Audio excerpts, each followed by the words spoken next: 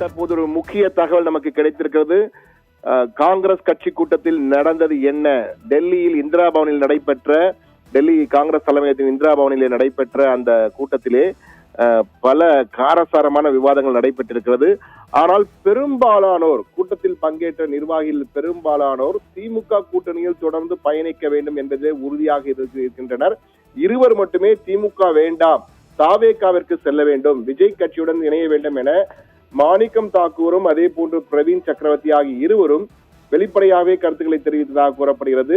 திமுகவுடன் தொடர்வது காங்கிரஸ் கட்சியின் வளர்ச்சிக்கு நல்லதல்ல என்ற வகையில் கூறியிருக்கிறார்கள். ஆனால் மற்ற கூட்டத்தில் பங்கேற்ற பெரும்பாலான, ஏனால் இந்த கூட்டத்திலே தமிழக காங்கிரஸ் கமிட்டியின் தலைவர் முதற்கொண்டு முன்னாள் தலைவர்கள், அதே போன்று முக்கிய நிர்வாகிகள், சட்டமன்ற நாடாளுமன்ற உறுப்பினர்கள், பல்வேறு துணை அமைப்புகளின் தலைவர்கள் என அனைவருமே பங்கேற்றிருக்கிறார்கள்.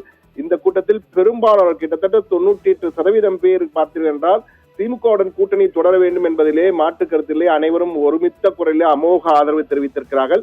ஆனால் சில கருத்துக்களை கேட்க வேண்டும், உரிமைகளை கேட்டு பெற வேண்டும் என்ற வகையில் கருத்துக்களை தெரிவித்திருக்கிறார்கள். குறிப்பாக கூடுதல் தொகுதிகளை பெற வேண்டும் என்பதிலே இந்த முறை நாம் முயற்சிக்க வேண்டும் என்ற வகையில் கருத்து தெரிவித்திருக்கின்றனர். ஆனால் ஆட்சியில் பங்கு இல்லை என்பதை திமுக கிட்ட ஒரு சமிக்ஞை போன்று மிக தெளிவாக சொல்லிவிட்டார்கள். எனவே அதிக கூடுதல் தொகுதிகளை பெற வேண்டும். கடந்த முறையை விட இந்த முறை கூடுதலாக 40 தொகுதிகளையாவது குறைந்தபட்சம் பெற வேண்டும் என்ற வகையிலே அந்த பேச்சிலே ஒரு முடிவு எடுக்கப்பட்டிருக்கிறது.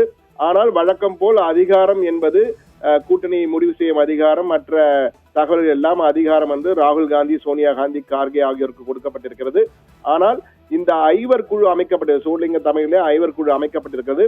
எனவே அவர்கள் சென்னை வரும்பொழுது எத்தனை தொகுதிகள், எந்தெந்த தொகுதியில் போட்டியிட வேண்டும், மற்றபடி மற்ற தொகுதிகள் அதிகமாக கேட்பது போன்றவை எல்லாம் அவர்கள் திமுகவுடன் பேச்சுவார்த்தையில் கலந்து கொள்வார்கள்.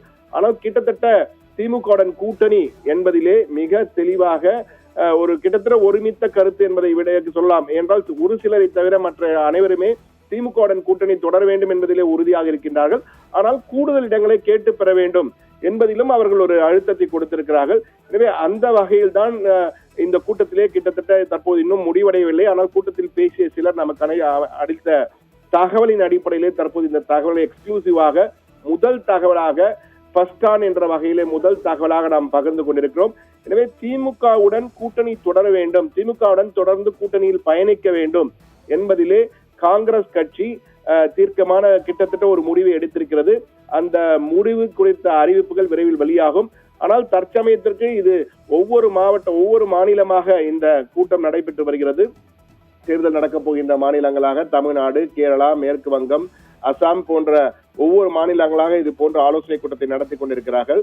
எனவே இந்த வகையில் இன்று நடைபெற்ற கூட்டத்திலே ராகுல் காந்தியும் கார்கேவும் மற்ற தமிழக காங்கிரஸ் கமிட்டி தலைவர்கள், நிர்வாகிகள் பேசிய கருத்துக்களை எல்லாம் கூர்ந்து கேட்டிருக்கிறார்கள்.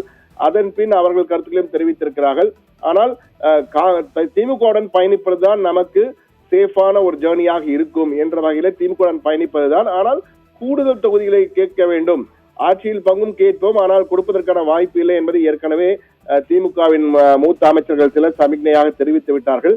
எனவே கூடுதல் தொகுதிகளையாவது கேட்டு பெறுவதிலே நாம் மும்முரமாக செயல்பட வேண்டும், அதிலே காம்ப்ரமைஸ் செய்யக்கூடாது என்ற வகையிலே அந்த கூட்டத்திலே கருத்துக்கள் வைக்கப்பட்டன. ஆனால் இதிலே மற்ற விடயங்கள் எல்லாம் அந்த ஐவர் குழு திமுகவுடன் பேசும்போதுதான் அந்த தெளிவாக தெரியும். ஆனால் கூட்டணியில் தொடர்வது என்பதை மட்டும் கிட்டத்தட்ட உறுதி செய்துவிட்டார்கள். எனவே தாவேகா விஜயுடன் காங்கிரஸ் கூட்டணி என்பது இந்த தேர்தலில் இருப்பதற்கான வாய்ப்புகள் இல்லை என்பதுதான் அந்த கூட்டத்திலே கிட்டத்தட்ட முடிவு செய்திருக்கார் என்ற தகவல் நமக்கு வந்திருக்கிறது. அதிகாரப்பூர்வ அறிவிப்பு விரைவிலே வெளியாகும் என்று எதிர்பார்க்கலாம். அதை ராகுல் காந்தி மூலமாக நேரடியாக தெரிவிக்கலாம், அல்லது அந்த ஐவர் குழு இங்கு பேசும்பொழுது செய்தியாளர் சந்திப்பின் மூலமாக தெரிவிப்பதற்கும் வாய்ப்புகள் இருக்கிறது.